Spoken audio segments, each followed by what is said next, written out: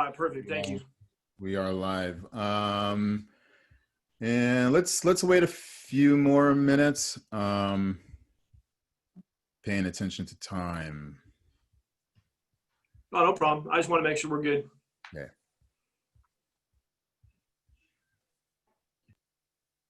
How's it been going so far? It's good. The presentations so far have been pretty awesome. I think everyone, can you see everyone who's on right now? Looks like we have 47, which is actually, it's been really good. You guys have been hanging in there, so thank you. It's hovered between 46 and I want to say 52 pretty much all morning. So I'm really impressed with that. And yeah, so we're coming up on quarter till. Nick Garcia, what's going on?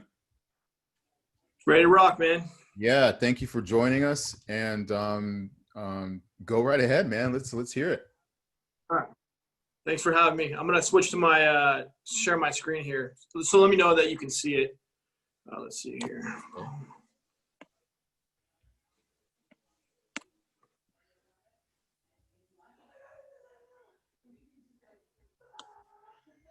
Yes, sir. All good. All right. Ready to go then? Yes, rock and roll. All right, guys. Thanks for joining us and listening to me. I appreciate that.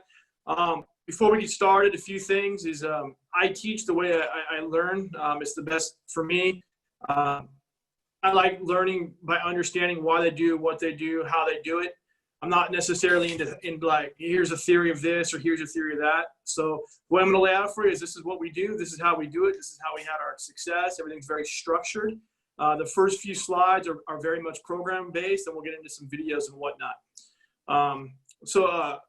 Coach Kipway, are they going to send you questions, or how's that going to work? Yeah, so they can drop questions into the comment box during your conversation if you want, and I'll hold them until the end. Or when you're done, we can do 5-10 minutes of questions. Yeah. Perfect. All right, here we go. All right, so in my training program, we have main components. Those are obviously resistance training. Multi-jumping routines, which pretty much are plyos or combination of plyos and multi-throws, some speed work. So we're going to go over how I program all those, how I put them into our training, and when I put them in our training. So the first program, the resistance training, I learned this back in 2003, right when I graduated college. I started doing my coach's ed, and I went to a USA weightlifting seminar to get my certification. There's a coach there from Idaho named Coach Conroy, and he laid out kind of this basic program for us. And I was like, wow, this is, this could work as a young coach just getting out of college. Like this should work for throwers as well. So I kind of took it and made a lot of it my own. I used the programming from it for a day of the week. And it's kind of what my programming rotates around as far as the throws, the jumps and whatnot. And you'll see that as we go. So there's 3 4-week cycles, all right? And weeks 1 through 4 are considered a volume theme. So it's a higher volume type training. Weeks 5 through 8 are strength development. So intensity increases, volume decreases a little bit. And then from 9 to 12, the volume really decreases and the intensity really, really goes up. And finally, week 13 is the prep. That week is the week before your big meet. So week before your CIF championships, the week before your state meet, the week before NCAAs, etc. All right, so we have weekly themes as well. All right, and so each week, okay, the week 1's a base week, week 2's a volume week, week 3's an unload week, and week 4's a performance week. So as you can see, 3 sets of 70% for the base week, 5 sets of 75% for the volume week, 2 sets of 65 for the unload, and 2 sets of 80% on the performance week. And you got 3s on the Olympics, so 3 reps on the Olympic lifts, and 5 reps on the power lift, so squat, bench, deadlift if you choose to do deadlift. And these sets are target sets. They're not the, if you want to do one of those sets or if you do one of those sets beforehand, that's fine. But these are the target sets that we want to hit. These are the main sets that count. As we move along, weeks 5 through 8, we follow the same structure. Base, volume, unload, and performance, however, in the same set scheme, but the reps change. Olympics go to 2, power lifts go to 3, and the intensity increases to 75, 85, 70, and 90. Now, before we move along to the weeks 9 through 12, one thing that's important is I like this, and the reason for this is because we kind of have a checkpoint throughout the year as far as the unload goes. So when we run on our cycles, the unload week, you would think, well, they should be feeling pretty good, and they should throw pretty well there, or compete pretty well there. As they go along, it's really the performance week where they perform, where they throw farther, they compete better. And so it takes kind of a week to adjust. And so I understand that after the first 4 weeks, we move into weeks 5 through 8. If they're not performing on that week 8 after the unload week, then I know I did something incorrect. So there's a checkpoint every cycle in there to make sure things are going as planned and what we're looking for. Okay, program overview. All right, continued. Week 9, base week. So we do this, we call this segment training, or I learned it as segment training. We basically do 6 sets, 2 reps each on the base week of the Olympic lifts, and then 3 target sets of the power lifts at 85%. Volume week, 6 sets once again, but we're at singles and the intensity is pretty high. 2 rounds of that, and then the power lifts, 5 sets at 95. So obviously that intensity is very high as well. We unload, and then finally the performance week, we're doing doubles at 100 in the power lifts and singles at 100 in the Olympic lifts. So theoretically, and I talked about not doing about theories, but in reality, they are stronger after that 11 weeks of training. So they should be able to do doubles at their power, at their max in the power lifts, and easy singles on the Olympic lifts. All right, moving along here. So finally, the week of the performance, or the week of the main competition that you want them to peak for, we're doing Olympics 3x1 at 80 and power lifts 3x3 at 70%. Okay, on that Saturday or that Friday, whatever day you're competing on, that's when you compete. You throw your PR. I use this system as well for sprinters and for jumpers. We've had some really good sprinters, 10.28 in high school, 10.32, 10.34, 10.41. They've all used this system, and they've all competed and performed when it was time to compete and perform. Okay, now the one question is a lot of people know me as I use a Dr. B system with my track athletes as far as when they're track athletes only, but this system is more of a multi-sport type of training. And in a Dr. B system, we have the maintenance cycle, and I found that we can hold the peak form for a long period of time when you're using Dr. B's system. There's a specific way to do that. I'm sure Coach Evely will talk about that in his talk, or already did. But the problem in the traditional sense is, how do we hold that peak? And so a few years down the road, I contacted Coach Conroy. I said, hey, Coach, how do I hold that peak that we get on that week 13 and for the next couple of weeks? In California, we have a number of different meets that we have to be good at. So we have to be good at our conference meet. If not, we'll get eliminated. We have a prelim. If we're not good there, we're eliminated. Then our CIF finals, if we're not in the top 12 of the whole Southern California, like 600 schools, then we're done. And then we have to be good at the Masters meet. And if we're not good there, we're gone. And then finally, the state prelim, state finals. So 7 meets we have to be good for. If not, we're in some trouble. So he gave me this. I applied it, and it worked extremely well. And this is what we use to this day. This program I just went over with, it's proven. I use it every year, and it's been very successful every year for me.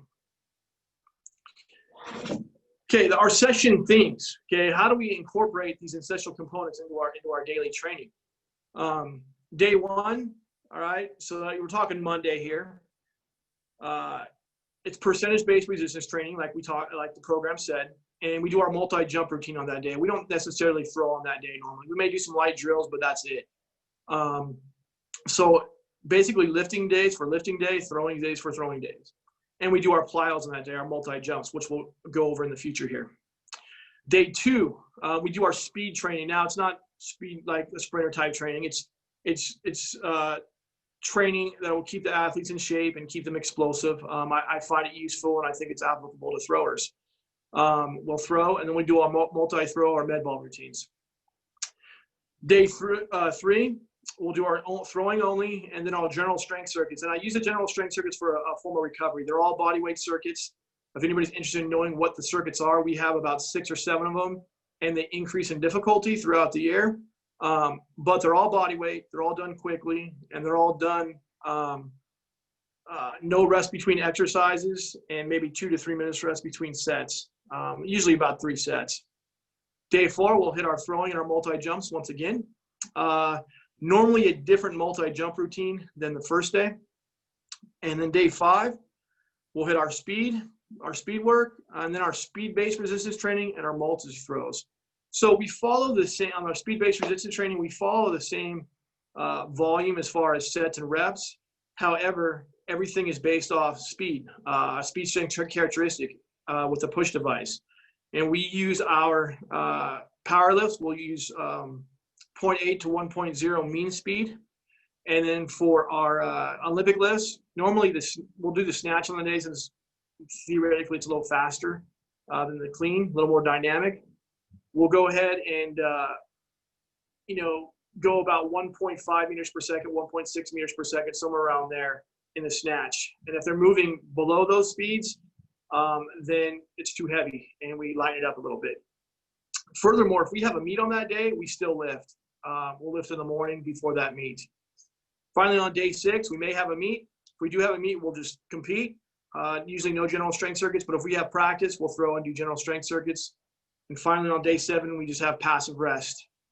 Nothing, do nothing, rest, relax. All right, so how do I set up the session within the week? Okay, so each session is set up a specific way as far as lifting goes. We have 3 modules in our lifting session. Okay, the first module is explosive, core work, and individual needs. And what I mean by that, if they have some kind of individual thing that when we screen them that they have a problem with, or some kind of impingement, or they may be weak on one leg for some reason, we'll attack that in that superset or that triset there within that module. Module 2, we'll hit our lower body lift, our upper body pull, and our mobility movement.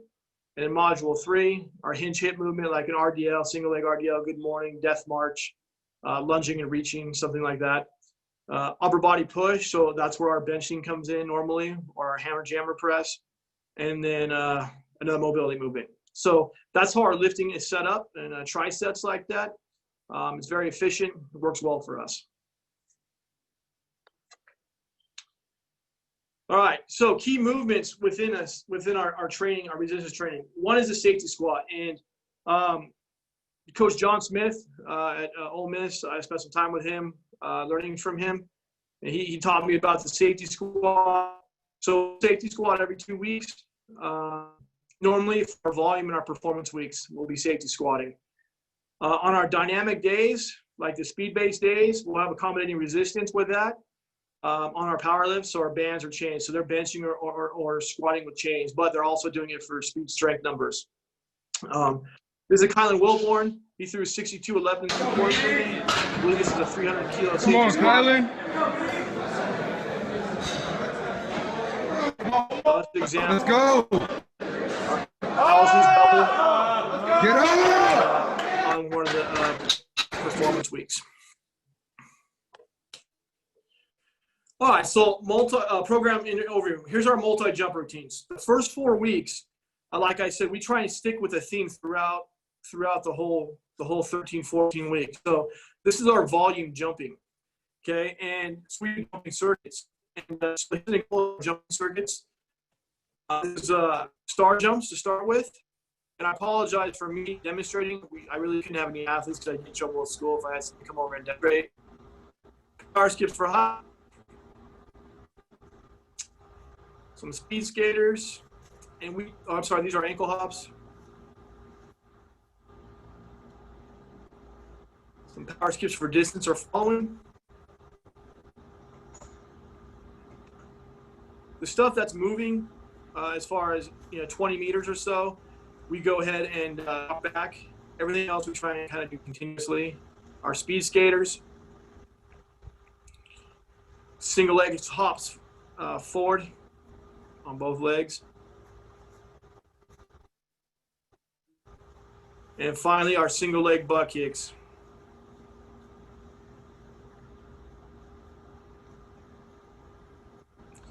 All right. One thing is also important to me is training on all three planes of movement, the sagittal, transverse, and the frontal planes. And we got both frontal plane and sagittal plane in there. As we move along, we'll start adding some transverse plane jumping as well. As you can see on the bottom there, week 1 equals 6 reps at 20 meters. Week 2, 10 reps of each or 20 meters. Week 3, 2 reps of each at 20 meters. And week 4, 4 reps at 20 meters. Remember, we're doing this type of stuff twice a week, so it adds up, and it's cumulative throughout the cycle.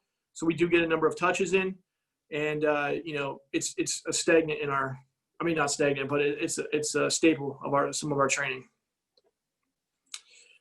Okay, weeks 5 through 8, we move to. It's a strength and development theme. Okay, but we move on to box jumps, and we do our box jumps in ascending order or ascending heights, depending on what level your athlete is, how good they are, or how athletic they are. You could set them up higher. But, we start normally at 6, 12, 18, 24, and 30. Guys like Kylan, my guys like Lions this year and whatnot, they are, we can get those guys, pretty high box jumps. So, but this is just a standard starting point what we start with. In week 1, 3 sets, week 2, 5 sets, week 3, 1 set, and week 4, 2 sets. All right, moving on to multi-throws. You're going to ask what happened in weeks 9 through 12. We'll get to that in a second. But here's our multi-throws, 1 through 4. Heaving and pressing. This is an example of heaving here. Front heave for distance. A med ball between 3 kilos and 5 kilos is what we normally use. For the female end, 3 kilos. If you have a gifted female, then obviously you can go up 5 kilos. Men, we go up to 6 kilos if they're gifted. But we normally try and stick with the theme of the med ball, which is explosion and acceleration. So we tend to keep it, fairly light, 5 kilos. That's back heave for distance. Okay. And then finally, we had hammer heave, and that's just releasing the med ball like a hammer. I didn't want to break any windows next door to my house, so I couldn't trust myself to control it. So anyways, you have the idea. We do, 5 on both sides or whatnot. Multi-throws, okay, pressing. So this would be, if that was done on Tuesday, this would be done on Friday. This is called pressing. So chest pass from knees, soccer throw, jump with incline chest pass, okay, shop it right and left, and a jumping chest pass. So here's your soccer throw.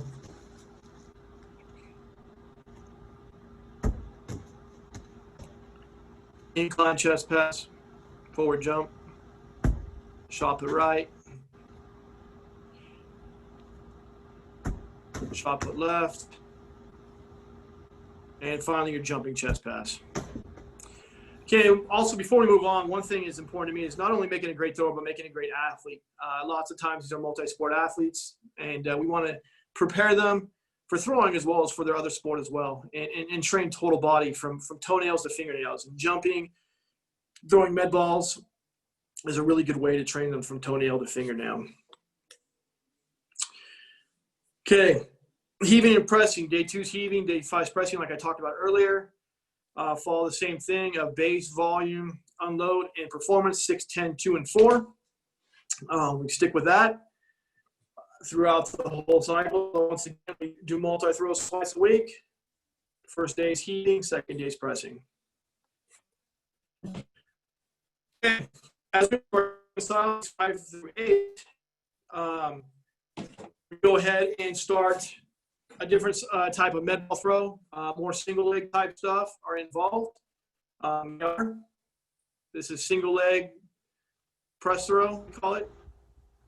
I used to call it single leg squat and throw, but it's not necessarily a squat, it's more of an RDL. That's a single leg heave for height. A squat and throw, like a jerk, and this is similar to a jerk. And then finally heave for height. So those are the 4 movements we do under the total body throw series. You'll see the sets and reps down there at the bottom for you. When we do 6 reps, it's 3 each leg, 10 reps, 5 each leg, 2 reps, 1 each leg, and 4 reps, 2 each leg.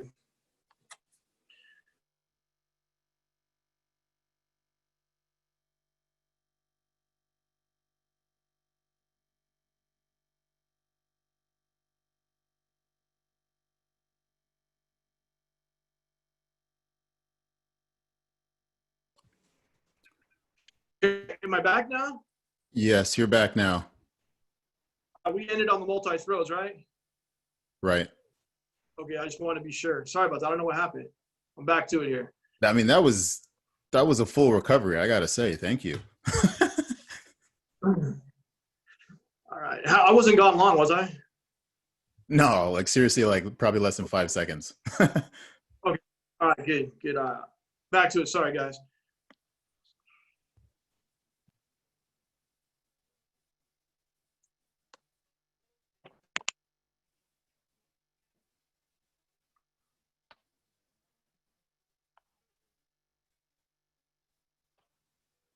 All right, so where we left off. Earlier, I skipped weeks 9 through 12 for the multi-jumps. And the reason for that was because we combined them the last 4 weeks. We call this last 4 weeks neural training. So we put combinations together. An example of the type of stuff we do would be over 2 boxes and back heat, over 2 hurdles. That could be considered like day 1 of our jumping and routine. Day 2 would be like over hurdle to a long jump, over a hurdle to 3 continuous long jumps, and over a hurdle to a triple jump. And an actual triple jump, like the triple jumpers do it. Like I said, we're trying to make them better athletes, make them coordinate them, make them explosive. So I incorporate this stuff. I personally think it's important in my opinion, so that's why we do that. And you see the set rep schemes at the bottom, 3, 5, 1, and 2. All right, speed. Okay, so the first 4 weeks, it's not necessarily working on speed. We're working on general conditioning. We're doing strides to 100 meters, okay, build-ups. So we'll build up and then stride it out to 100 meters. We start at the goal line, get to, 20 yards or 20 meters, pick it up a little bit, 40 yards, pick it up a little bit, 50 yards, pick it up a little bit. And so they're almost about 85, 90% to full speed when they finish their 100 meters. And you'll see week 2 is pretty high volume of those, 10 of the walk back, 2 reps and 4 reps at the very end. As we move along, okay, we do some more like tight max velocity work, flying 30s or flying 50s. You can incorporate however you want, whatever you think is best for your athlete, but this is what we do. And furthermore, going back to multi-sport athletes, football guys especially like to feel like they're doing speed work and things like that. And so when we do stuff with speed work, they kind of get, okay, we're covering all bases and we're getting our speed work in. It makes them a little more confidence. Even though it's not a ton of stuff, but we do it twice a week. And so they feel like, okay, this is, we're working out some speed stuff and I'm getting faster for whatever other sport they're playing. Finally, the last 9 to 12, weeks 9 to 12, the last 4 weeks, we're doing some starts, working on our starts, scramble outs to 5 yards or 5 meters, getting out as fast as we can. Once again, we're starting to be on the peak here and come up to our big meets. So we start to shut down the more longer stuff and make it more intense and a little bit longer of recovery and better recovery from what we're doing. Okay, the key points in these essential components. All our ancillary lifts will be discontinued 2 to 3 weeks out from what is expected to be their biggest meet. So for example, all those modules that you saw, all that will be discontinued with the exception of the Olympic lift, the explosive lift, and the lower body lift and the upper body lift. Okay, so just the main lifts is what we're doing. We'll discontinue safety squat 4 weeks out from their biggest meet. And like I said, all of us have different caliber athletes. Some are capable of going to the state meet, and we don't have to cut that until they're in their CIF prelims or CIF finals. Some, their last meet is going to be their league meet, so we're going to have to cut it 4 weeks before their league meet. So it's not a perfect template, let's say, as far as applying it to every single athlete, because all our athletes are have different gifts and aren't as athletic as the other ones or aren't as talented. So you can adjust it based on their talent level. I just covered, basically after week 12, all multi-jumps, multi-throws, speed are discontinued. So that prep week, they're doing nothing but the main lifts. And yes, we do lift 2 times per week. And there is no throwing on lifting days. Some people, I didn't believe it at first, okay?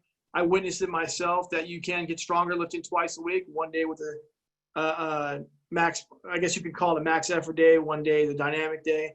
I tried it, and it worked out extremely well for us. You saw Kylan Wilborn right there, safety squatting, a high school kid squatting 300 kilos for a double. So it worked extremely well for him. It worked extremely well for my other guys. So we're going to stick with it. My idea is that, throwing is the most important thing. So we spend more time doing that and focusing on that. And we're still getting strong. And don't get me wrong, strong is important to me. All right, how do we program our throws? All right. We have a specific drilling system we do. All right. We match the amount of throws for each movement to the theme of the week. So, for example, if you look at our drilling here, we'll do stand throws, half turns, giant steps, walking throws, and full throws. And it says there we'll adjust the amount of full throws regardless of the actual theme. So you'll see a number of reps up there. Base week, we'll do 3 reps of each movement. Volume week 5, unload week 1, perform week 2. Obviously, or only 5 fulls when we get to fulls. We're doing until we start developing, our fatigue or bad habits, or before we develop bad habits, we'll stop them in their fulls. But those are the drilling we do. Now, blending is with fulls is basically a non-reverse throw with a reverse throw. So we'll blend those together often if they're having a problem jumping too soon or getting off the right too soon on a full throw. So that's how we set our throwing up, and it's worked real good for us. I've tried to get away from the drill, all this drilling stuff later in the year, like weeks 9 through 12. But what I found is we had a demise in our technique for the kids who necessarily weren't solid in their technique or have been doing it for a few years. So we keep that stuff in. Guys like our 60-foot guys, though, they usually get away from it because they know what's going on. Their technique is pretty stable, and they focus more on just the full throws. Okay, why do I do it like this? There's no discrepancy when you're loaded or unloaded. A lot of theory is that if we're throwing a lot, then we won't be as hard in the weight room, or if we're lifting hard, we won't throw as much. And all the other speed stuff, multi-jump stuff, and all that stuff goes up and down based on what you may be doing in the weight room or what you may be doing throwing. Personally, I want to know if you're unloaded or loaded. So I know when you're going to peak and when you're not going to peak. And this is why it may be wrong, maybe right, you may disagree, you may agree, but this is the way we've done it. This is the way I've came up with it, and it's worked extremely well for us. So here's kind of an example of a pattern. I read a tweet a little while ago that said, purification is bugging work, blah, blah, blah. Well, this is one of my 60-footers lions. You'll see it follows the same pattern, okay, for the most part. 2018 is the blue, 2019 is the red. Now the red you'll see is a little more stable in the middle there because he was a better thrower. It's just he had more experience. But you'll see that he had the same downward trends, the same upward trends at the very end. So obviously this is proof. He was on this exact system. This is proof that it worked extremely well for him, and it works extremely well for us. What does this produce? Okay, this is one meet where we had 5 guys throw over 50 feet in the same meet. Actually, let's see here. All these guys were 55 plus, except for the guy on the left. He was 51. And this is our league meet where we had 6 guys throw over 50 feet. A tall guy on the left of me, Aaron, he was a 60-footer, Kyle threw 62 3/4. Al Swanson on the right, he's 56 and change. The rest of the guy on the left was 53 and change, the glider. The guy next to him, on the left, he was 55-6 guy. And the guy next to Kylan and Kyle in the middle right was just over 50 feet. This is Lions, the guy I just showed you the charts for. This is a 61-2, I believe. Examples of things that have worked for guys and how it's worked for us. Let's see here. We've got 10 questions I see. Here's my email, my contact information. Martin Beanish and I have a podcast which Coach Kibway's been on. We don't just cover throwing, we cover everything, strength and conditioning, sports psychology, all different sports. We've even got cross-country skiing on there. Martin Beanish will want me to let you know that if you join Hammer Media, there's a plethora of information on there, Dr. B stuff, traditional stuff, sprinting stuff, jumping stuff. The list goes on and on, Franz Bosch stuff. He'll send you his book called Training Talk for free if you join. Just contact me or him and let him know that you heard it on here, and he'll make sure he gets it out to you for free and ships it out to you for free. It's got interviews with Derek Evely, Dan Path, Vern Gambetta, a number of other, coaches around the world. Is definitely worth checking out. Thank you for listening. Hopefully you got something out of that. I appreciate it. And if there's any questions, let's get after it. Yeah, thanks, Nick. If you can leave your contact Leave it up. screen up there. Yeah, the last couple of slides were off just a little bit timing-wise, so people might have missed that. Yeah, perfect. So thank you again. And okay, people, let's hit it with the questions in the group chat. Here's one from Sam. Can you explain the throwing programming a little more? Am I seeing it correctly that you are only throwing 1 to 5 reps per movement depending on the week? Yes, sir. Go back to that slide. Let's see here. Yeah, here's the slide right here. We all see that? Can you see that, Coach? No, I'm still on your. Okay, yeah. So it seems to be lagging maybe 3 seconds or so behind. Okay. Is my voice lagging or is my voice good? I think the voice is good. Okay. Okay, so it should be up now, correct? The programming? Right. Yeah, it's good. Okay, so when we start training, okay, we'll hit our stand throws. Let's take, for example, the base week, the 3 reps.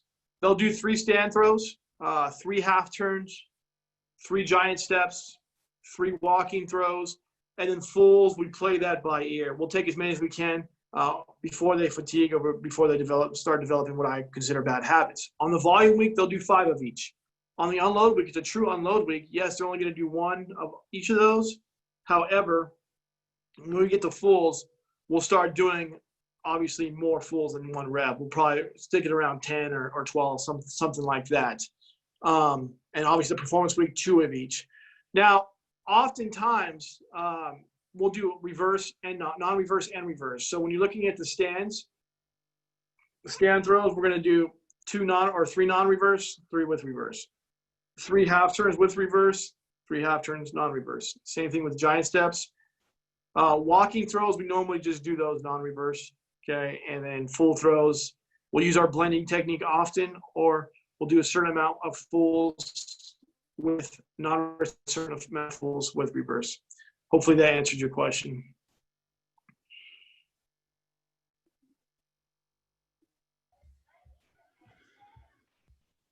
Okay, it looks like he said yes. From Alan, not sure I got this right, but is volume the same from freshman through senior? No, sir. This is actually more of an advanced training plan. For our freshmen, what I put them through a foundation program first, and what they're doing in their foundation program is they're doing most of their movements for the first 16 weeks with kettlebells and dumbbells, and we're doing our same type of movements. We're trying to teach them movement patterns first. And so they're doing dumbbell jump shrugs. They're doing dumbbell high pulls, dumbbell one-arm snatches, goblet squats, goblet lunges, things like that. And dumbbell bench press, dumbbell push press, dumbbell jerks. And that's we develop their movement patterns with that. So they get comfortable in the weight room, develop those movement patterns. They develop a solid foundation before we start loading them up with barbells. And then after about 16 weeks, let's say after about 8 weeks, we start teaching them the Olympic lifts, start teaching them the big squatting, benching movements with the barbell. But not until 16 weeks is when we start introducing them to a true basic programming for that.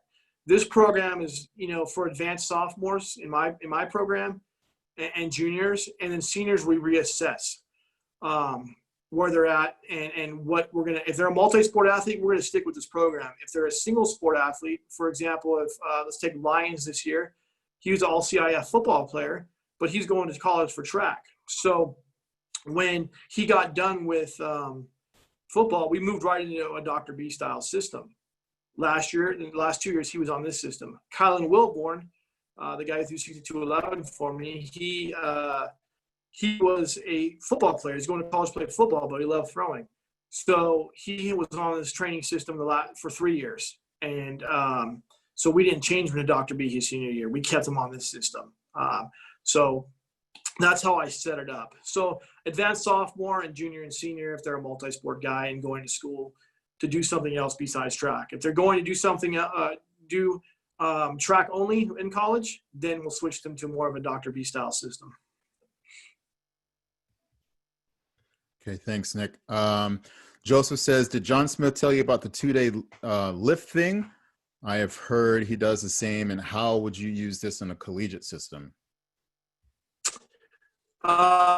He does do the same, and he would use it exactly. He doesn't use the same periodization that I use, but he uses the same speed day and max effort day that I use. That I got that from him, and the safety squat I got from him. And you basically use it the same way in a collegiate system with your own periodization system. So I know some have indoor and outdoor. You may start this system, if you want to use a system like this, 13 weeks out from your big indoor meet, do some active rest in between your indoor and outdoor season, 2-3 weeks, and then come back 13 to 14 weeks before your big meet or your outdoor season, and you'd apply that there.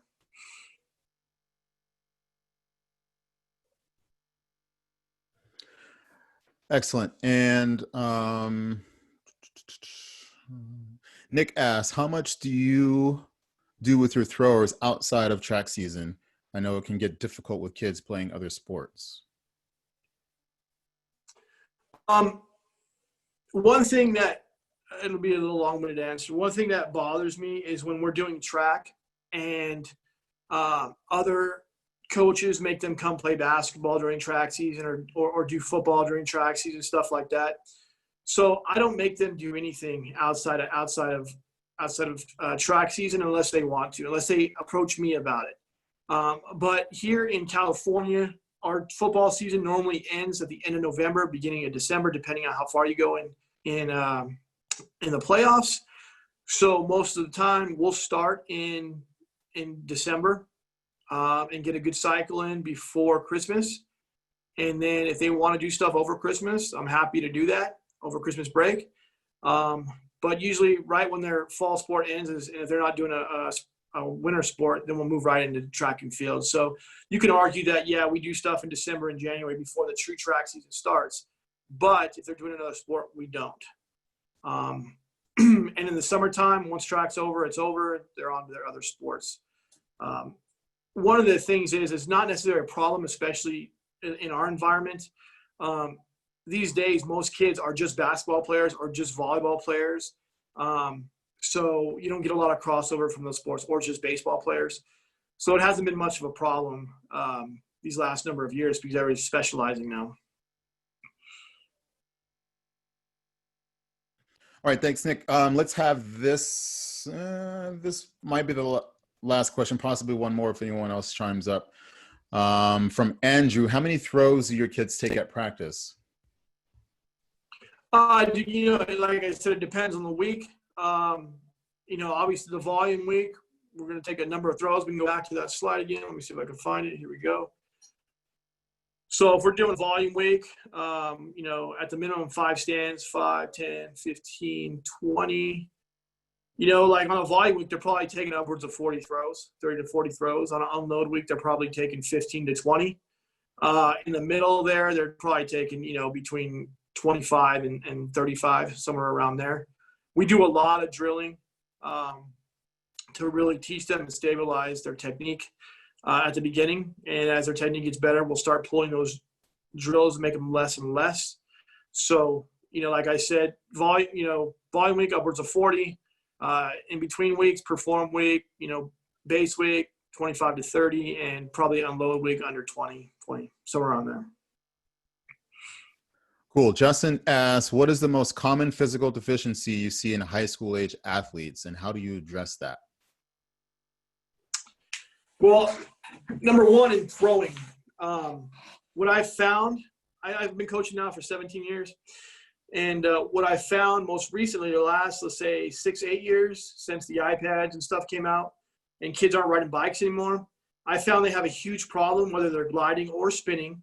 When they move to the center, and let's say on the glide, they go to land on the balls of their feet in the middle of the ring, they collapse their heel. Same thing in the spin. If you're a right-handed thrower, you're driving out of the back and you go to single support on your right leg in the middle of the ring, they'll collapse on their heel because they don't have the ankle strength, because they haven't ridden bikes. They haven't played outside as much anymore. I'm not saying this is true for all kids, but a large number of kids don't do what all of other kids used to do when you're younger, outside all the time. So what we'll do for that is we'll do drills. I learned these drills from Dan Lane, and we'll have them stand on the balls of their feet, and they'll start doing 180-degree turns down the track on a track lane, and they'll just continue to do those. And then we'll move to more like the same thing. We'll step into that position, and we'll do a half turn and finish the throw on the balls of their feet. And their goal is to stay on the balls of their feet the whole way there. In throwing, that's the biggest deficiency that I've seen specific to throwing. As far as in the weight room, to me, it's not necessarily a strength issue. It's a coordination issue, because we can always find a way to get them strong. Their coordination is off because, once again, they haven't been skipping. They haven't been doing locomotion activities because not necessarily their fault. Their PE programs in junior high weren't very good. And whatnot. But if I had to pick one, I would say their core strength. Of course, most kids are decent in the sagittal type movements, but twisting and frontal plane movements, if you make them try to do a kettlebell windmill with a light kettlebell, they'll collapse. Or anything on the frontal plane, they have issues. So I'd say the core area is the most important thing. And one thing, throwing it out there, I learned this in college from Coach Glenn McAtee. We did something every other day called abs by Paul Check. And I just recently started applying them back into our system. And they've worked extremely well, and they keep you injury-free in that area from what I've found. So check that out. There's level 1, level 2, level 3. It's fairly older stuff from back in, when I was in college, but it seems to work extremely well. Nick, that's awesome. Thank you. And I would echo that sentiment as well with kids. Finally, so Andre, can you put the key point slide up again? I think that that's kind of when things started skipping. Yeah. And maybe summarize for a minute or so, and then we'll pretty much roll right into Mac in 3 minutes. Once again, you cut out once again. If you can summarize for maybe about a minute the key point slide here now that it's up, and then we'll roll right into Mac.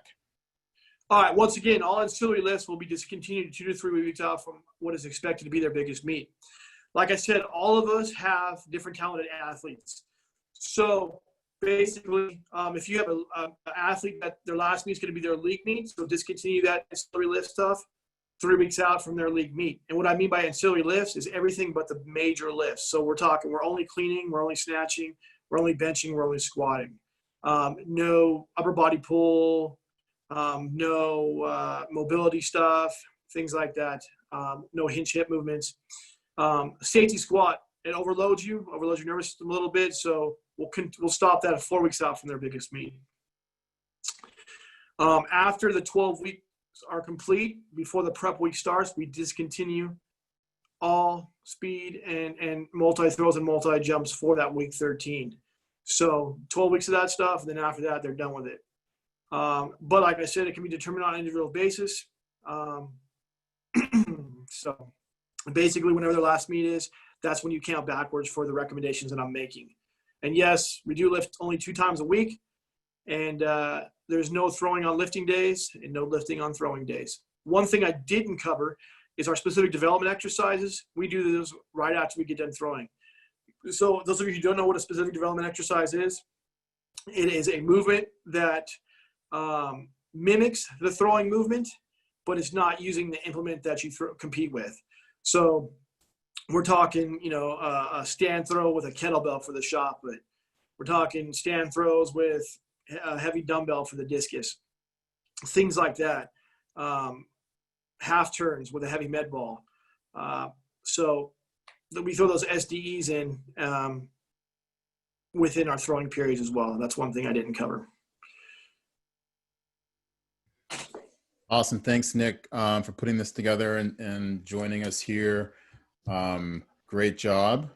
And if you can unshare, and Mac, are you with us? Good sir, you can unmute yourself and